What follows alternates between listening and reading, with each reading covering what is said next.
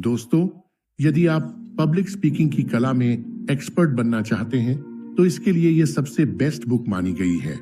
इसमें ऑथर ने public speaking से जुड़े सारे विज्ञान को समझा है और स्पीच से जुड़ी बहुत सी टेक्निक्स बताई हैं। इन्हें आजमाकर आप भी बेस्ट स्पीकर बन सकते हैं। स्वागत है दोस्तों आपका हिंदी बुक वाणी में। आज की बुक समरी है आर्ट ऑफ पब्लिक स्पीकिंग, जिसे लिखा है डेल कार्नेगी ने। आप इस समरी में डूब जाए। इससे पहले अगर आप चैनल पर नए हैं तो चैनल को सब्सक्राइब करें, बेल आइकन पर क्लिक करें सबसे पहले अमेजिंग बुक समरी पाने के लिए। तो चलिए शुरू करते हैं। 1. Overcome fear, develop self confidence. कुछ लोगों को स्टेज पर जाकर स्पीच देने में बहुत डर लगता है। ऑथर कहते हैं कि हमें पब्लिक स्पीकिंग से जुड़े इस डर को हटाना चाहिए और खुद में कॉन्फिडेंस जगाना चाहिए। इसका सबसे बेस्ट तरीका है कि आप डेली पब्लिक स्पीकिंग की अकेले में प्रैक्टिस करें। सबसे पहले आप एक टॉपिक चुनें। इसके बाद अपने मोबाइल फोन पर 5 मिनट का टाइमर लगा लें। फिर लगातार 5 मिनट तक आप उस टॉपिक पर जो भी आपके मन में आए बोलते रहें। ऐसा लगातार आप 30 दिन तक करें। इससे आपके ब्रेन को लगेगा कि आप तो हमेशा पब्लिक स्पीकिंग करते रहते हो और यह आपके लिए नई चीज नहीं है। इस टेक्निक का आप पर साइकोलॉजिकल इफेक्ट पड़ेगा और आपका ब्रेन आपको एक बेस्ट स्पीकर मानने लगेगा। इससे न केवल आप में पब्लिक स्पीकिंग की स्किल निखरेगी, बल्कि आपका डर भी दूर हो जाएगा और आप में कॉन्फिडेंस भी जगेगा। साथ ही ऑथर कहते हैं कि आप अपने ऑडियंस को अपने जैसा ही माने। इमेजिनेशन करें कि वे सुबह लैट्रिन भी गए होंगे, उन्होंने अंडरवियर में स्नान भी किया होगा, खाना भी खाया होगा, बचपन में उन्हें मारा या डांटा गया होगा। तो इस तरह से कोई भी इंसान आपसे बढ़कर नहीं है, बल्कि हम सब एक जैसे ही हैं। इसलिए दूसरों के बड़े बड़े टाइटल से कभी ना घबराएं। मूल रूप से सारे मनुष्य एक जैसे ही तो हैं। अगर ऐसा माइंडसेट रखेंगे तो आपको किसी भी ऑडियंस का सामना करने में आसानी रहेगी। 2. Prepare and practice speech.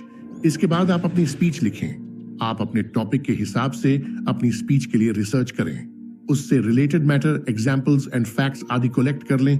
यह सब आपको इंटरनेट पर आराम से मिल जाएगा। अपनी स्पीच को 3 भागों में बांट लें: introduction, body, middle part and conclusion. तीनों ही भागों को आप अच्छे से लिखें। 1.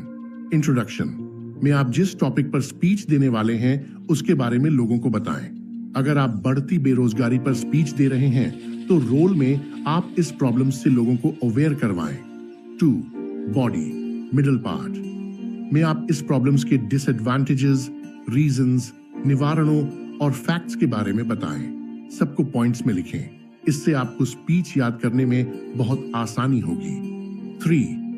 कंक्लूजन में आप अपने टॉपिक के सभी मेन पॉइंट्स का निष्कर्ष बताएं। लोगों को एक्शन लेने के लिए एनकरेज करें। प्रैक्टिस। स्पीच लिखने के बाद आप उसे 7 से 8 बार जोर जोर से बोलें। फिर अकेले में बिना देखे बार बार उसे प्रैक्टिस करें। स्पीच को तब तक याद करें जब तक कि आप बिना देखे उसे बोल सकें। 3. Deliver speech. जिस दिन आपको स्पीच देनी हो उस दिन नहा धोकर अच्छे कपड़े पहने, मन में अच्छे विचार भरें, कॉन्फिडेंस बनाए रखें। उस समय पॉजिटिव एफर्मेशंस पढ़ने से आपका कॉन्फिडेंस बहुत बढ़ जाएगा और स्टेज फियर दूर हो जाएगा। कुछ बेहतरीन पॉजिटिव एफर्मेशंस आपको डिस्क्रिप्शन मिल जाएंगे। जब आप स्पीच दें तो अपनी आवाज में डाइवर्सिफाई होनी चाहिए।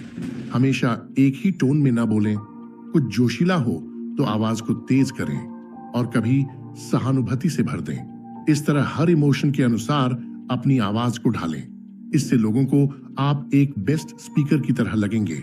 साथ ही स्पष्ट, संक्षिप्त और जीवंत लैंग्वेज का उपयोग करें ताकि विचारों को इफेक्टिव ढंग से प्रेजेंट किया जा सके। 4. सिमिल्स, मेटाफोर एंड एनेक्डोट्स।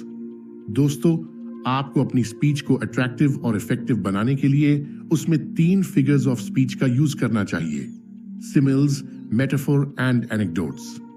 आइए एक एक करके तीनों को समझते हैं। 1. सिमिल्स। ऑथर कहते हैं कि अपनी स्पीच को एंटरटेनिंग बनाने के लिए उसमें सिमिले का प्रयोग करें। सिमिल में आप किसी चीज की कंपैरिजन दूसरी चीज से करते हो और दोनों वाक्यों को जैसे से जोड़ते हो। एग्जाम्पल के लिए, वह ऐसे भागा जैसे जंगली घोड़ा भागता है। बेरोजगारी ऐसे फैल रही है जैसे कैंसर फैलता है, आदि। 2. मेटाफोर्स। आपको अपनी स्पीच में मेटाफर का भी इस्तेमाल करना चाहिए। इससे आप विद्वान और ज्ञानी नजर आएंगे। इसमें दो चीजों की तुलना की जाती है, लेकिन जैसे शब्द का यूज नहीं होता। एग्जाम्पल, हमें बेरोजगारी के कैंसर को मिटाना होगा। वह क्रिकेट का चमकता सितारा है। 3. एनेक्डोट्स।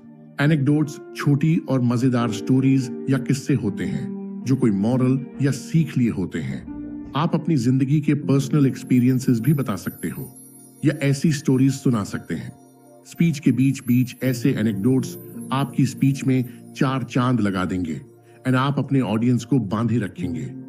अगर आपको शायरी या जॉक्स नहीं आते तो जबरदस्ती उन्हें अपनी स्पीच में न डालें। 5. Practice regularly.